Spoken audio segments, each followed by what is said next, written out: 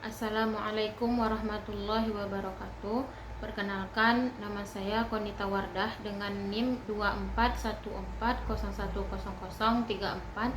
Di sini saya akan membacakan Quran surat Al-A'raf ayat 90 sampai 94. A'udzu billahi minasyaitonir rajim. Bismillahirrahmanirrahim.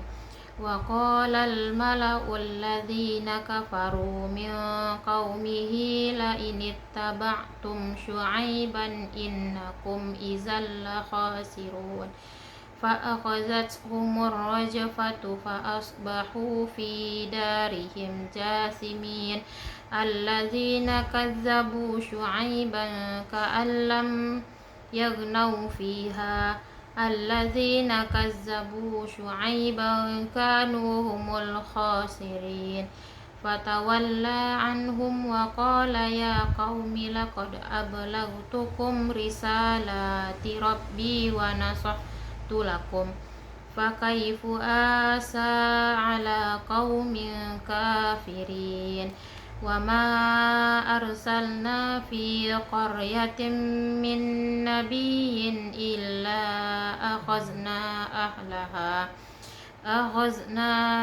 أهلها بالبأساء والضراء لعلهم يضرعون ثم بدلنا مكان السيئة الحسنة حتى عفوا وقالوا قد مس آباءنا الضراء والسراء فأخذناهم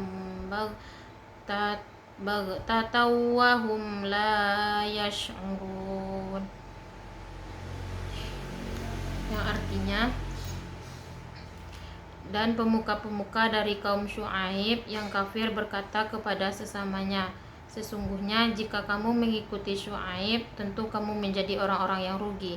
Lalu datanglah gempa menimpa mereka dan mereka pun mati bergelimpangan di dalam reruntuhan rumah mereka. Orang-orang yang mendustakan Syuaib seakan-akan mereka belum pernah tinggal di negeri itu. Mereka yang mendustakan Syuaib, itulah orang-orang yang rugi. Maka Syuaib meninggalkan mereka seraya berkata, wahai kaumku, sungguh aku telah menyampaikan amanat Tuhanmu kepadamu dan aku telah menasihati kamu, maka bagaimana aku akan bersedih hati terhadap orang-orang yang kafir. Dan kami tidak mengutus seorang nabi pun ketika suatu negara itu lalu penduduknya mendustakan nabi itu, melainkan kami timpakan kepada penduduknya kesempitan dan penderitaan agar mereka itu tunduk dengan merendahkan diri. Baik, selanjutnya saya akan menjelaskan asbabun nuzul atau sebab turunnya ayat. Nah, secara khusus tidak ada riwayat asbabun nuzul atau peristiwa spesifikasi kontemporer di zaman Nabi yang melatar belakangi turunnya ayat-ayat ini satu persatu.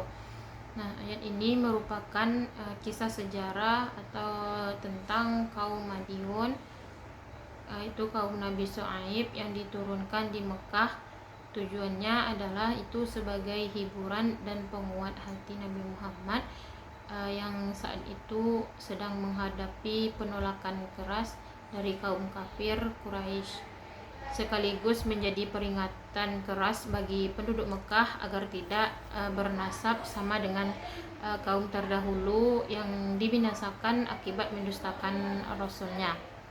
Nah, selanjutnya yaitu tafsir ayat.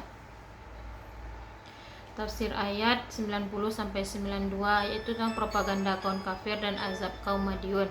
Itu propaganda negatif, itu pemuka kafir Madiun itu melakukan intimidasi psikologis kepada masyarakat dengan menyebut para pengikut Nabi Syuaib itu sebagai orang yang rugi.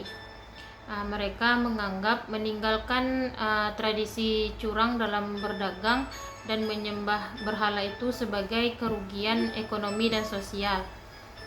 Itu yang selanjutnya itu pembalikan fakta oleh Allah, di mana Allah itu membalikkan tuduhan mereka. Justru orang-orang yang mendustakan Nabi Syuaib itulah yang menjadi penyesal dan merugi yang sesungguhnya. Selanjutnya itu azab yang memusnahkan. Mereka diazab dengan ar-rajfah atau gempa bumi yang sangat dahsyat yang disertai suara yang menggelegar. Nah, saking dahsyatnya kehancuran tersebut, kota mereka yang tadinya megah dan makmur menjadi sunyi, senyap, seolah-olah tidak pernah ada peradaban di sana. Selanjutnya itu tafsir ayat 93 sampai 94, yaitu sikap dai dan sunnatullah ujian. Yang pertama itu batas kesedihan seorang dai. Nabi SAW itu berpaling dari runtuhan kaumnya dengan rasa sedih yang rasional. Beliau itu telah menunaikan tugas dakwah dan memberi nasihat dengan maksimal. Ayat ini menegaskan bahwa tidak perlu meratapi orang-orang yang memilih binasa dalam kekafiran setelah kebenaran itu jelas bagi mereka. Sunnatullah dakwah ayat 94 itu Allah menjelaskan sebuah hukum kemasyarakatan. Setiap kali seseorang nabi diutus, Allah itu sering menguji negara tersebut dengan al-ba'sa, yaitu kemiskinan atau kesempitan ekonomi, dan ad-dara, yaitu penyakit atau penderitaan fisik.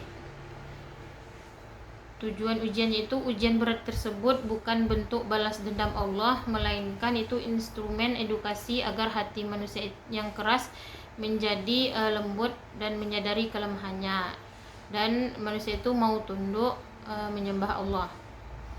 Nah, selanjutnya yaitu poin selanjutnya itu nilai-nilai pendidikan. Dalam ayat ini sebagai seorang pendidik atau akademis, ayat-ayat ini mengandung prinsip pedagogis dan psikologis yang mendalam. Yang pertama yaitu pendidikan karakter, di mana menghadapi tekanan sosial. Nah, di ayat ini, ayat 90 menunjukkan bagaimana lingkungan yang buruk itu sering melabeli kebaikan itu sebagai kerugian atau ketinggalan zaman.